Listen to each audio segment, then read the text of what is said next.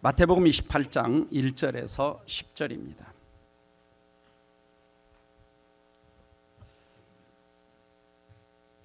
같이 읽겠습니다. 시작.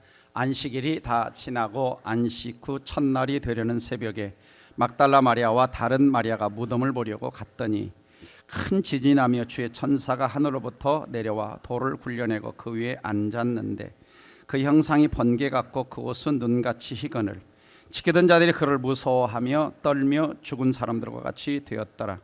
천사가 여자들에게 말하 이르되 너희는 무서워하지 말라. 십자가에 못 박힌 예수를 너희가 찾는 줄을 내가 아노라. 그가 여기 계시지 않고 그가 말씀하시던 대로 살아나셨느니라. 와서 그가 누우셨던 것을 보라. 또 빨리 가서 그의 제자들에게 이르되 그가 죽은 자 가운데서 살아나셨고 너희보다 먼저 갈릴리로 가시나니 거기서 너희가 배우리라 하라. 보라 내가 너희에게 일렀느니라 하거늘 그 여자들이 무서움과 큰 기쁨으로 빨리 무덤을 떠나 제자들에게 알리려고 다름질할세 예수께서 그들을 만나 이르시되 평안하냐 하시거늘 여자들이 나아가 그 발을 붙잡고 경배하니 예수께서 이르시되 무서워하지 말라. 가서 내 형제들에게 갈릴리로 가라 하라. 거기서 나를 보리라 하시니라. 아멘.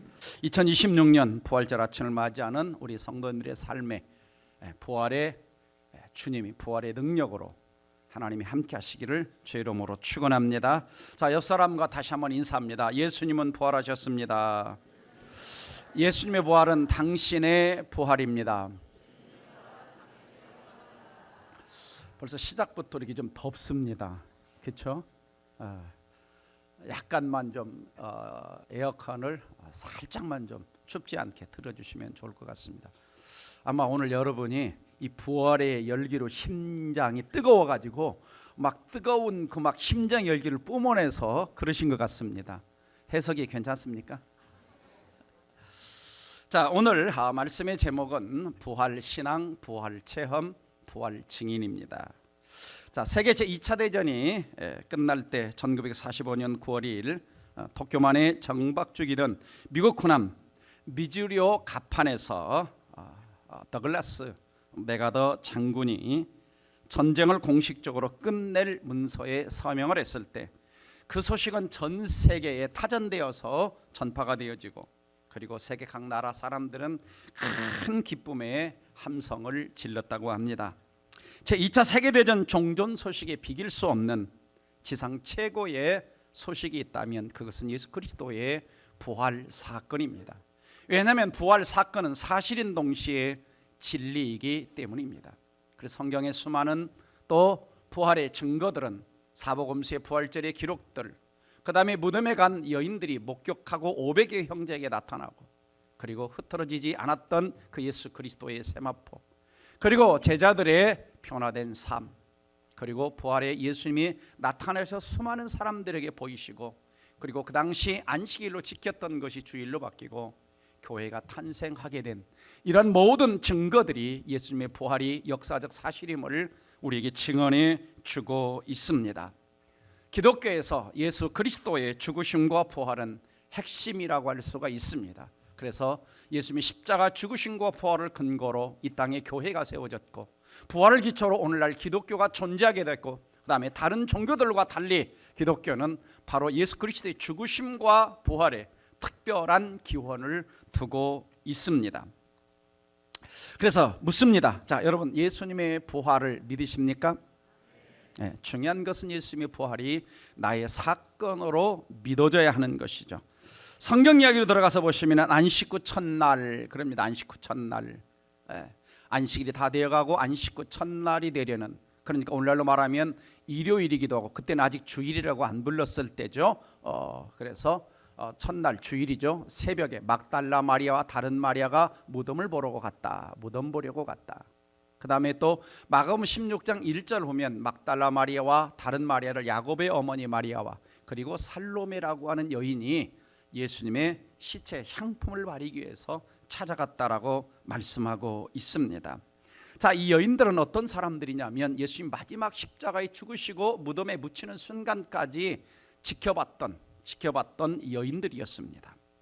마태복음 27장 61절을 보면은 거기 막달라 마리아와 다른 마리아가 무덤을 향하여 앉았더라 그랬습니다. 자, 무덤을 향해 앉았다. 여기서 잠깐 우리는 무덤에 대한 생각을 좀 하고 지나갈 필요가 있습니다. 자, 무덤은 인간이 이 세상을 살다 가야 할 세상에서 최종 종착지라고 할 수가 있습니다. 그래서 이 땅에 누구든지 어디를 향해 가느냐? 무덤을 향해 가는 거죠.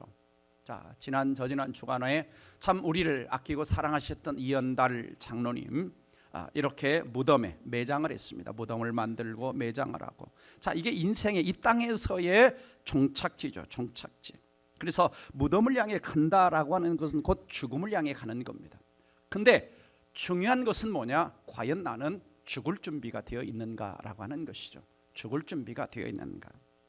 자, 이 말은 뭐냐면 왜 인생에 죽을 준비를 해야 하냐면 이 땅에서 인간은 죽는 것으로 끝나지 않기 때문입니다.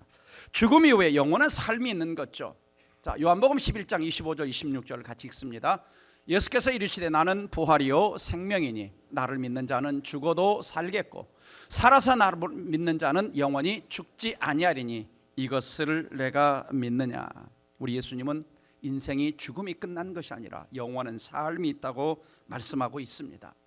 성경 부자와 나사로 이야기처럼 인간은 죽게 되면 둘 중에 한 곳, 천국이냐 지옥이냐 둘 중에 한 곳을 가게 되는 겁니다. 그런데 자, 인간이 죽으면 어떻게 그 영혼이 천국까지 찾아갈까요? 네, 배웠죠? 네. 자, 누가복음 16장 22절을 보시면 거지가 죽어, 그 거지가 죽어 누구에게 받들려? 천사들에게 받들려. 천사들에게 받들려 아브라함의 품에 들어가고. 그렇죠? 인간은 죽으면 어떻게 천국을 찾아가느냐? 그 영혼이 육체는 흙에 묻히고 그 영혼은 천사들에 받들려 천국에 가게 되는 겁니다. 그래서 천국까지 안내를 천사들이 해주는 것이죠. 그래서 인간이 죽을 때 누가 찾아온다는 거예요? 천사가 찾아옵니다. 그러니까 하나님이 시키시는 천사도 오지만 또 안 믿는 사람들을 또 끌고 가려고 누가 찾아올까요? 악한 천사들이 찾아오는 겁니다. 그래서 죽음 직전에는 보이지 않는 치열한 영적 전쟁이 있는 것입니다. 전도서 12장 7절에서도 흙은 여전히 땅으로 돌아가고 인간의 육체는 땅으로 흙으로 돌아가고 영혼은 그것을 주신 하나님께로 돌아간다라고 성경은 말씀하고 있습니다. 그러니까 인간은 죽으면 어떤 연옥 상태, 어떤 중간, 어떤 대기 상태에 들어가는 것이 아닙니다. 그렇죠? 예수님께서도 마지막 십자가에서 돌아가실 때 옆에 있는 한쪽 편 강도가 이제 예수님을 믿겠다고 고백했잖아요. 그러니까 예수님 뭐라고 말씀하셨어? 오늘 내가 나와 함께 낙원에 있으라. 언제? 오늘. 나중에가 아니라 오늘 내가 나와 함께 낙원에 있으리라. 그러니까 사람이 죽으면 어떤 중간 상태에 머무르는 것이 아니라 천국이냐 지옥이냐 둘 중에 하나로 즉각 가게 되는 것이죠. 중간지대가 없습니다. 단테의 신곡에서는 7개의 정화 과정을 만들어냈습니다. 이것은 이제 그 당시에 천주교의 교리적인 것과 하나의 또 이것을 소설로 쓰다 보니까 이걸 만들어냈는데 이제 천주교에서는 꼭 7가지 정화 과정을 가르치는 것은 아닙니다. 그러나 연옥을 가르치죠. 연옥을. 그래서 연옥에서 여러 가지 죄악들에 대한 대가를 치르고 7가지 단계를 치러야 천국에 들어간다. 자, 그러면 예수 그리스도의 보혈은 어디에 있는 겁니까? 없어요. 인간이 뭔가 대가를 치러야만. 네. 성경은 분명히 이렇게 말씀합니다. 히브리서 9장 27절 한 번 죽는 것은 사람에게 적용하신 것이요 그 후에는 뭡니까? 심판이 있는 거예요. 죽으면 그 다음에는 심판으로 가는 거지 죽은 다음에 연옥에 가서 정화 과정을 거쳐서 천국으로 가는 것이 아니다. 성경 어디에도 그런 이야기가 나오지 않습니다. 그래서 예수님의 대속은요 한 번의 제사로 영원히 온전하게 했다. 그러니까 예수님의 십자가의 대속은 한 번으로 우리의 과거 현재 미래 모든 죄를 대속한 것입니다. 죽은 다음에 저 연옥에 가서 죽은 다음에 어떤 장소에 가서 내가 대속할 필요가 없는 것이죠. 믿음으로 천국에 가는 것입니다. 그래서 인생은 죽으면 더 이상 구원받을 기회가 없어지는 것입니다. 이 세상에는 아직도 참 수많은 사람들이 천국과 지옥을 잘 인정하지 않고, 또 어떤 사람은 잘 모른 채 저 멸망을 향해서 가고 있는 것이죠. 죽음 이후의 삶을 준비하지 않습니다. 인생이라고 하는 것은, 삶의 과정들은 참 복잡하죠. 단단하지만은 종착역은 다 한 가지입니다. 더 어디로 가요? 죽음을 향해 가는 것입니다. 그래서 인간은 이 죽음의 문제를 대단히 두려워하는 것이죠. 두려워하는 겁니다. 히브리서 2장 15절을 같이 읽어봅니다. 시작.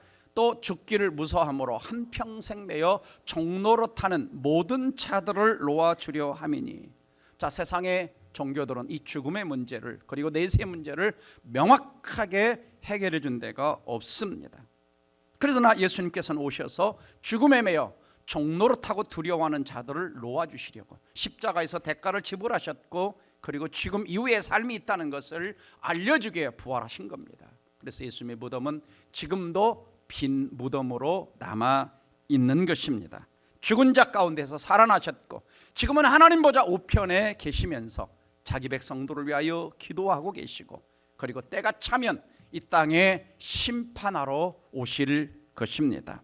오늘 성경 본문으로 돌아가서 이제 여인들이 예수님의 부활을 하신 새벽에 무덤으로 달려갔을 때 엄청난 사건이 일어났는데, 그건 뭐냐? 큰 지진이 일어난 겁니다. 큰 지진이 나며, 그리고 마태복음 27장 51절에서도 예수님이 십자가에서 운명하실 때 성소 휘장이 위로부터 아래로 찢어져 둘이 되고 땅이 진동하며 바위가 터지는, 그러니까 예수님이 운명하실 때도 지진이 있었고 부활하실 때도 큰 진동의 사건들이 있었습니다. 그리고 이제 이 사건들이 지난 다음에 보니까 천사가 와서 돌을 굴려내고 무덤 앞에 앉아 있는 겁니다. 그런데 그 천사들의 모습이, 그 형상이 번개 같고, 그래서 번개 같고 번쩍번쩍하고, 그 옷은 눈같이 희다라고 3절에 표현하고 있습니다. 자, 여기서 지진과 천사가 나타났다, 지진이 있었다, 천사가 나타났다라고 하는 것은 우리에게 두 가지를 가르쳐 줍니다. 첫째는 예수님의 부활 사건은 그냥 어느 곳에서 모르게 쉬쉬함이 일어난 것이 아니라 큰 지진을 통해서, 수많은 사람들이 지진을 통해서 일어난 하나님의 능력을 경험하게 하는 공개적인 부활의 사건이었고, 또 천사의 빛난 그 모습은 부활이 얼마나 찬란하고 영광스러운 것인가를 우리에게 상징적으로 보여주고 있는 것입니다. 그런데 이런 사건들이 일어날 때에 4절 말씀을 보면은, 4절 말씀 보시면은 무덤을 지키던 자들이, 파수꾼이죠, 무서워하며 떨며 죽은 사람처럼 되었다. 죽은 사람, 땅바닥에 거꾸로 져 버려. 죽은 사람처럼.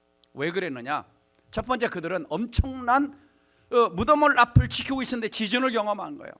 두 번째는 굳게 분명히 무덤을 임봉했다 그랬어요. 임봉. 누구도 잘 안 열리게 임봉을 한 거예요. 올라 말하면 세멘트나 뭐 이런 걸 확 바른 거예요. 그런데 굳게 봉한 무덤과 큰 돌이, 사람 힘으로 옮길 수 없는 큰 돌이 옮겨져 있고, 세 번째는 빛나는 천사가 등장을 했고, 네 번째는 그들이 지키고 있던 예수님의 시체가 사라진 겁니다. 자, 이런 걸 보통 우리가 이제 기절초풍한다 그러죠. 기절초풍한다. 이런 사건이 일어나는 거예요. 이런 사건이. 네. 정말 충격적인 사건이 일어난 거죠. 그래서 이 사람들이 뭐처럼 되냐? 죽은 사람처럼 놀란 거예요. 아, 이제 우리는 끝났다. 근데 이제 사실 이 사람들은 이 로마가 세운 군병들은 아닙니다. 왜냐하면 처음에는 종교 지도자들과 유대인들이 가가지고 빌라도에게 요청을 했어요. 군대를 보내가지고 분명히 이 예수께서 죽은 다음에 3일 만에 살아난다고 그랬는데 군대를 보내서 이 무덤을 좀 지켜주십시오. 그랬더니 빌라도가 뭐라고 그러냐? 야, 그거 너네들이 알아서 해. 군대 안 보내. 그래가지고 이제 아마 이 무덤을 지키는 사람들은, 아마 종교 지도자들이 아마 돈을 사서 사람들을 아마 세웠을 것입니다. 예. 아마 로마 군병들 같으면 뭐 했냐? 그냥 그런 거 당하게 되면 죽는 거죠. 죽는 거죠. 예. 그래서 나중에 이제 매수하고 그러지 않습니까? 매수하고. 자, 예수님의 무덤은 이제 빈 무덤이 된 겁니다. 빈 무덤. 자, 지진이 일어나고 천사를 보냈다. 그리고 하나님이 직접 천사를 통해서 돌을 굴렸다라고 하는 것은 이 예수 그리스도의 부활 사건이 어떤 인간이 만들어낸 인위적인 조작이 아니고 하나님의 능력 가운데 하나님이 부활시킨 사건이라고 하는 것을, 이런 것을 통해서 보여주는 겁니다. 하나님이 하신 사건. 왜냐하면 만약에 뒤에도 이제 성경에 나오지만은 그 예수님의 제자들이 시체에 훔쳐갔다고 거짓말해라, 이 사람들이 그렇게 가르치잖아요. 만약에 그렇게 했다면 이 사람들이 졸도할 필요가 없어요. 그렇잖아요. 훔쳐갔는데 뭐. 그러니까 그게 아니라는 거예요. 그게 아니라는 거예요. 자, 이렇게 이제 큰 충격과 두려움에 누구도 휩싸여 있었냐면 여인들도, 무덤에 왔던 여인들도. 그래서 천사가 이야기를 합니다. 무서워하지 말아라. 십자가에 못 박힌 예수를 너희가 찾는 줄 내가 아노라. 어찌하여 살아있는 자를 죽은 자 가운데서 찾느냐. 그분은 여기 계시지 않고 살아나셨다라는 이야기를 전해줍니다. 천사가. 자, 천사의 말 가운데 매우 중요한 한 문장이 뭐냐면 어찌하여 살아있는 자를 죽은 자 가운데 사느냐. 예수님은 부활하셨다는 겁니다. 그러니까 아무리 찾아봐야, 죽은 자들 가운데 찾아봐야 소용이 없다라고 하는 것이죠. 그래서 예수님의 무덤은 빈 무덤인 것입니다. 저는 성지순례를 한 3번 정도 옛날부터 가봤는데요. 자, 예수님의 무덤을 가서 보면 빈 무덤입니다. 빈 무덤.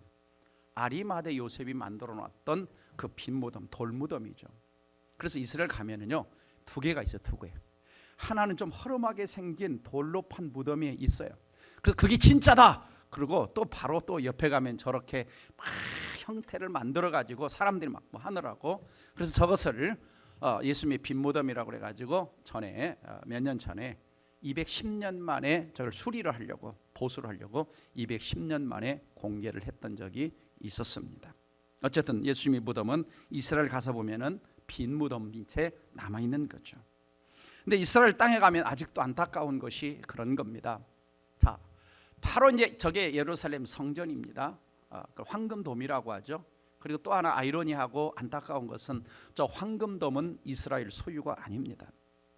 저 황금돔은 요르단 소유고 저 황금돔은 무슬림의 소유로 돼 있고 모든 주변의 돔의 모양들이 무슬림의 문양으로 가서 다 새겨져 있습니다.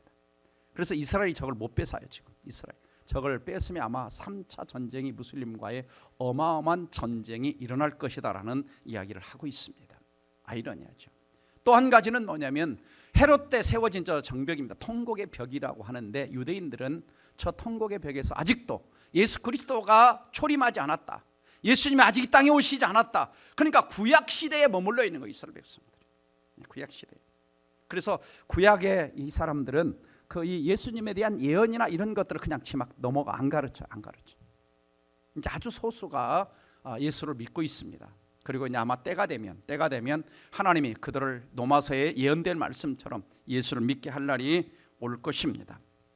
그래서 안타까운 것은 뭐냐면 이 죽으신 예수를 믿으면 죽은 종교가 되는 거예요. 그러니까 우리가 기독교를 믿을 때에 예수님 십자가 죽었다만 믿으면 안 됩니다. 반드시 뭐까지 믿어야 되느냐? 부활까지 믿어야 되는 거죠. 부활까지 믿어야 되는 겁니다. 그렇죠? 그렇다면 오늘 이제 우리는 이 부활하신 예수님 앞에 어떻게 해야 되는가? 첫 번째가 부활 신앙을 가져라는 것입니다. 왜냐하면 예수님은 성경에서 예언한 대로, 또 자신이 예언한 대로 부활하셨기 때문에. 자, 6절 말씀 보시면 오늘 말씀에 그가 말씀하신 대로 살아나셨다. 말씀하신다는 대로. 그러니까 예수님은 돌아가시기 전에 마태복음 16장 21절에 내가 제3일에 살아나리라, 또 17장 23절에서도 죽임을 당하고 제3일에 살아나리, 말씀하신 대로 우리 주님은 살아나셨습니다. 또 고린도전서 15장 3절 4절에서도 성경대로 그리스도께서 우리 죄를 위하여 죽으시고 성경대로 사흘 만에 다시 살아나사, 여기 성경이라고 하는 것은 신약 성경이 아니고요, 구약 성경을 이야기합니다. 구약 성경에 예언된 대로. 그러면 구약 성경에 어떻게 예언하고 있습니까? 시편 16장 10절 보면 이는 주께서 내 영혼을 수월에 음부의 죽음에 버리지 아니하시며, 또 예수님께서도 마태복음 12장 40절에서 요나가 밤낮 사흘 동안 큰 물고기 뱃속에 있었던 것 같이 인자도 밤낮 사흘 동안 땅속에 있으리니 사흘밀사, 그 다음에 다시 부활하신다는 겁니다. 요나의 사건을 가지고 자신의 죽음과 부활을 이야기하시는 것을 볼 수가 있습니다. 그래서 우리가 부활 신앙의 기초는 뭐냐면 체험 이전에 먼저 신앙이 있어야 돼. 믿음이 있어야 되죠. 그래서 이 성경의 기록들과 또 사복음서와 또 역사가들은 예수님의 부활이 역사적 사실임을 기록하고 있는 거죠. 그래서 여러분이 성경의 기록들은요, 서로 짜고 이렇게 기록한 것이 아닙니다. 이 성경에 기록될 때 예수님의 부활을 목격했던 수많은 증인들이 살아 있을 때 기록된 것입니다. 살아 있을 때. 그리고 또한 성령의 영감에 의해 기록된 거죠. 그래서 부활에 관한 성경 말씀을 있는 그대로 믿는 것이 뭐냐? 바로 부활 신앙입니다. 부활 신앙. 특별히 예수님의 빈 무덤은 우리에게 부활이 역사적 사실임을 가르쳐 주죠. 와서 그가 누우셨던 것을 보라. 빈 무덤. 자, 여러분이 오늘이 이제 예수님이 부활하신 날이라고 생각하고 여러분이 그 예루살렘 땅에 있다고 생각을 해보세요. 그러면 이제 막 장안에 무슨 이야기가 막 돌았을까요? 예수 십자가 못 박아 죽였는데 그분이 살아나셨대, 살아나셨대. 그게 진짜야, 진짜야? 그럼 그때 여러분이 그 소식을 듣고 그 무덤에 가볼까요, 안 가볼까요?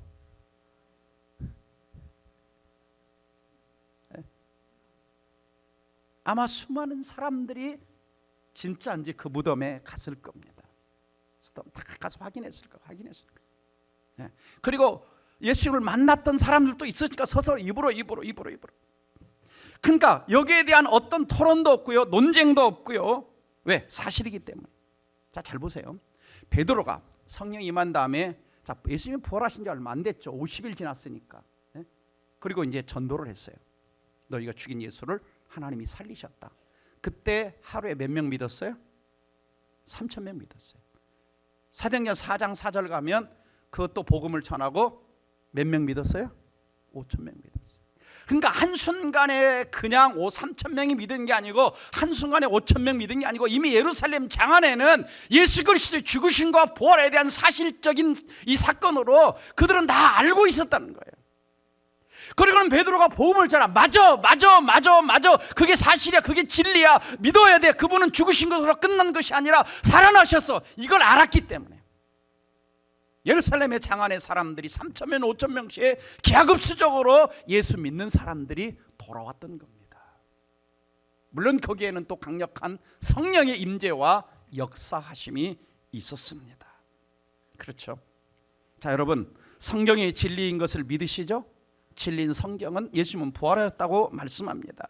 그렇다면 여러분은 부활 신앙을 가진 것이 분명해요. 성경이 진리임을 믿고 예수님의 부활하심을 믿는다면 나는 부활 신앙을 가진 것이 분명한데 부활 신앙을 가진 자에게 두 가지 축복이 주어집니다. 로마서 4장 25절을 같이 읽어봅니다. 시작.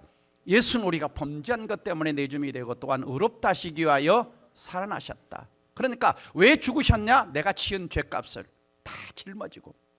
그러니까 따로 아까 이 단테 신곡이 얘기한 것처럼 내 죄를 또 용서받기 위해서 죽은 다음에 뭔가 할 필요가 없는 거예요. 완벽한 속죄입니다. 그리고 왜 부활하셨냐? 우리를 의롭다 하시 칭이 깨끗하게, 네 죄가 깨끗하게 용서되었다. 특별히 오늘 흰옷 입고 오신 분들, 또 흰옷 입은 우리 성가대 축하드립니다. 왜? 조금이나마 저도 흰 넥타이를 맸죠.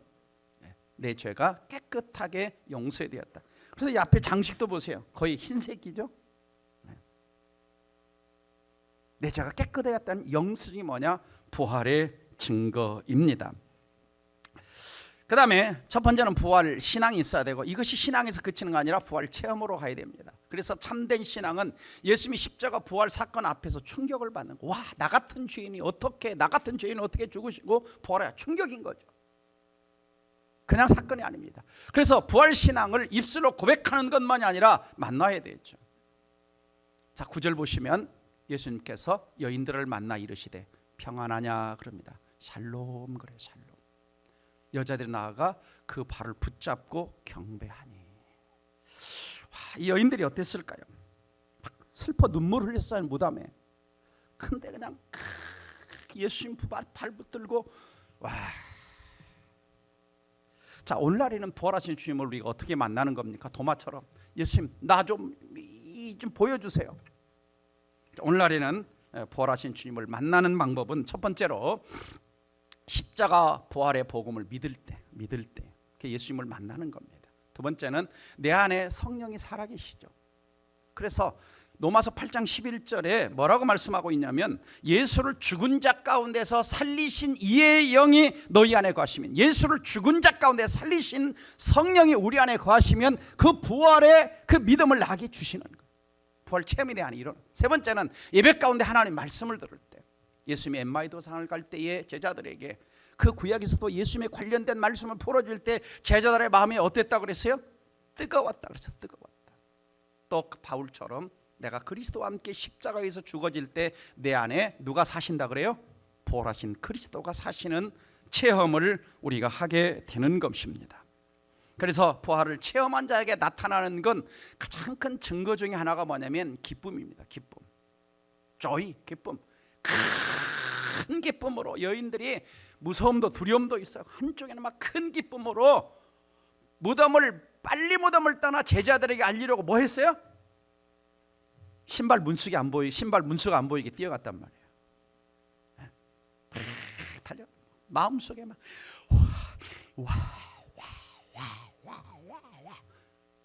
그렇잖아요. 정말 기쁜지 그렇잖아요. 좀 여러분 좀 노또가 되기를 바랍니다. 그래야 좀 알지.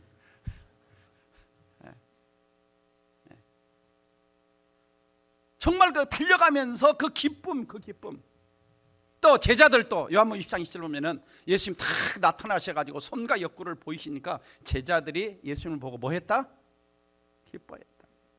성경은 좀 한 문장으로 이렇게 기뻐했다 하지만 막 제자들이 막 허가고 막 그랬을 거예요. 여러분, 이 부활주일은 큰 기쁨의 날인 줄 믿으시기를 주의 이름으로 축복합니다. 그래서 성경에는 큰 기쁨의 날이 3번 나옵니다. 첫 번째가 천지 창조 때, 욥기 38장 8절은 그때입니다. 그때는 뭐냐면 천지 창조 때에 새벽별들이 함께 노래하며 하나님의 아들들이 천사들입니다. 다 기쁘게 소리했다. 천지를 창조할 때에 다 기뻐하며 노래했어요. 두 번째는 예수님이 탄생하실 때에, 그래서 천사가 이르되 무서워하지 말라 내가 온 백성에 미칠 큰 기쁨의 좋은 소식, 예수님의 탄생의 큰 기쁨의 좋은 소식, 그리고 예수님이 부활하신 날 큰 기쁨의 날인 줄 믿습니다. 그래서 부활주일은 우리 인생에서 눈물을 걷어가시고 슬픔을 걷어가시고 한숨을 걷어가시고 큰 기쁨을 주신 날이 되기를 주의 이름으로 축원합니다. 그래서 우리는 세상에서 여러 가지 사업하다가 잘 될 때, 뭐 자녀들이 학교 갈 때, 뭐 결혼할 때 큰 기쁨이 있지만 다 일시적인 것이고 참된 기쁨은 부활의 기쁨입니다. 그래서 부활의 기쁨은 어떤 기쁨이냐? 근원적인 기쁨입니다. 기쁨이 근원 되시는 하나님이 주시는 기쁨이고, 예수님의 부활은 우리에게 기쁨의 조건을 주는 정도가 아니라 우리 존재 자체를 기쁨의 존재로 만들어 주신 겁니다. 그래서 이제는 하나님의 자녀라는 엄청난 존재적인 기쁨을 주신 걸 믿으시기를 주의 이름으로 축복합니다. 마지막으로 가서 부활 증인이 되라라고 하는 것이죠. 그래서 28절에 보시면은 8절 보시면은 제자들에게 알리려고 다름질했다. 그 다음에 10절 말씀 보면 가서 내 형제들에게 갈릴리로 가라 하라 하고 예수님께서 전하라고 얘기하죠. 부활의 소식을 전하라고 얘기하죠. 그래서 그 소식을 들고 그냥 이 여인들은 뭐가 안 보이도록, 신발 문수가 안 보이도록 달려가는 거예요. 그러니까 부활을 경험한 자는 그 안에 뭐가 있느냐? 부활의 감격과 기쁨과 감사와 나 같은 죄인이 구원받, 이게 안에 있는 거예요. 안에. 그래서 뭐 하고 싶어 하냐? 그 소식을 전하고 싶어 하는 것입니다. 자, 여러분, 부활하신 주님을 만나셨습니까? 부활하신 주님을 만난 사람은 부활 이전의 사람이 아닙니다. 그 안에 예수가 살아계십니다. 부활의 복음이 생명처럼 살아있어요. 그래서 이전처럼 부활의 기쁨을 맛보지 못한 사람처럼, 부활의 기쁨을 알지 못한 사람처럼 살 수가 없는 겁니다. 부활의 소식을 전하지 않고는 살 수 없는 것입니다. 진실은 그것을 아는 사람에게 움직이게 하는 힘이 있어요. 부활의 진실, 정말 아는 사람은 전하지 않고는 견딜 수 없는 것입니다. 왜냐하면 우리는 허물과 죄로 죽었다가 우리는 다시 살아나셨기 때문입니다. 우리는 예수 믿는 여러분 모두는 뭘 경험한 사람이냐? 이미 예수의 부활을 경험하고 살아가는 사람입니다.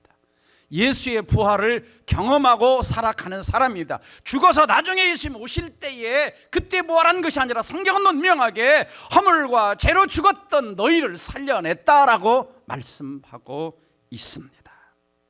그러므로 오늘 로마서 6장 4절 5절 같이 읽습니다. 시작. 무릇 그리스도 예수와 합하여 세례를 받은 우리는 그의 죽으심과 합하여 세례를 받은 줄 알지 못하느냐? 그럼 우리가 그의 죽으심과 합하여 세례를 받음으로 그와 함께 장사되었나니 이는 아버지의 영광으로 말미암아 그리스도를 죽은 자 가운데서 살리심과 같이 우리로 또한 새 생명 가운데서 행하게 하려 하심이라.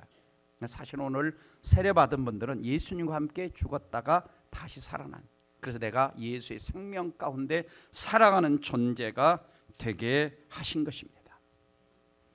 여러분 말씀드리지만 초대교회 때 그리스도인들은 네로 황제의 무서운 박해를 피해 카타콤이라고 하는, 저것은 지하 무덤입니다. 로마에 있는 지하 무덤에서 살 수밖에 없었어요. 왜냐하면 발각되면 죽으니까. 저 속에서 언제까지 사냐? 죽을 때까지 그냥 사는 거예요. 그런데 저들에게는 뭐가 있느냐? 나는 언제 죽어도 다시 산다라고 하는, 예수님처럼 부활하신다는 그 부활의 믿음이 있었기 때문에 그 과정을 다 견뎌내고 이겨낸 것입니다. 그렇죠. 이것이 부활을 살아가는 사람들의 힘입니다. 그래서 부활신앙이 있는 사람들은 이 땅을 살아갈 때 여러 가지 고난이 있지만 그 당시에 수많은 사람들은 어떤 고난도 이겨냈어요. 히브리서 11장 35절 보면은 이들은 더 좋은 부활을 얻고자 하여 악형을 받되 구차히 풀려나기를 면하지 않았고 조롱과 채찍질, 결박과 옥에 갇히는 시련도 받았으나 돌로 치는 것, 톱으로 켜는 것. 와, 정말 사람들이 악해요, 악해. 예수 믿는다고 톱으로 켜서 죽였어요. 그걸 견뎌낸 겁니다. 왜? 죽어도 다시 산다는 부활 신앙을 가지고 있었기 때문입니다. 오늘도 저는 여러분 안에 복음의 불덩이가 다시 한번 타오르기를 주 이름으로 축원합니다. 그래서 이 불덩이가 마치 이 폼페이의 화산이 폭발하면서 그 폼페이라고 하는 도시를 다 덮쳤잖아요.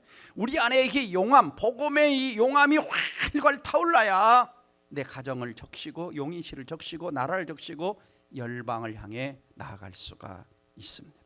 말씀을 맺습니다. 터키라고 하죠. 선교사님이 무슬림을 믿는, 마호멧을 믿는 사람들에게 어떻게 전도를 하느냐, 이렇게 전도를 한다고 합니다. 두 사람이 여행을 가다가 두 갈래길을 만났어요. 근데 이제 물어봐야 되는데 어떤 게 올바른지 물어봐야 되는데 그 앞에 한 사람은 산 사람이 있고 한 사람은 죽은 사람이 있는데 누구한테 물어봐야 됩니까? 이렇게 묻는데요. 그러면 이제 그 무슬림이 뭐라고 대답하겠어요? 당연히 산 사람한테 물어봐야 되죠. 그래요. 그 말에 이제 성경 그렇다면 내가 어떻게 살아계신 예수님을 찾아가지 않고 죽은 마호멧을 찾아가겠습니까? 예수님은 지금도 살아계십니다라고 하면서 전도를 한다고 합니다. 여러분, 부활 신앙을 가지고 오늘도 이 땅에 살아가면서 부활의 증인이 되는 저와 여러분 되시기를 주의 이름으로 축원합니다. 요한복음 20장 29절을 같이 읽습니다. 시작. 너는 나를 본고로 믿느냐? 보지 못하고 믿는 자는 복되도다. 그리고 믿음 없는 자가 되지 말고 믿는 자가 되라. 이제 여러분이 부활의 증인입니다. 그래서 첫 번째, 우리 삶의 목적지는 어디가 아니다? 무덤이 아닙니다. 예수 무덤을 열고 부활하셨기 때문에. 그래서 첫 번째는 부활하신 예수님을 만나는 부활 신앙을 가지고, 또 부활의 두 번째는 기쁨을 가지고 부활 소식을 전해주는 우리 공동체가 되기를 주의 이름으로 축원합니다. 기도하겠습니다. 사랑하는 성도 여러분, 내 안에 부활의 감격이, 부활의 기쁨이, 부활의 은혜가 있습니까? 아직도 이 부활 신앙을 갖지 못하고 저 멸망을 향해 달려가고 있는 사람은 없습니까?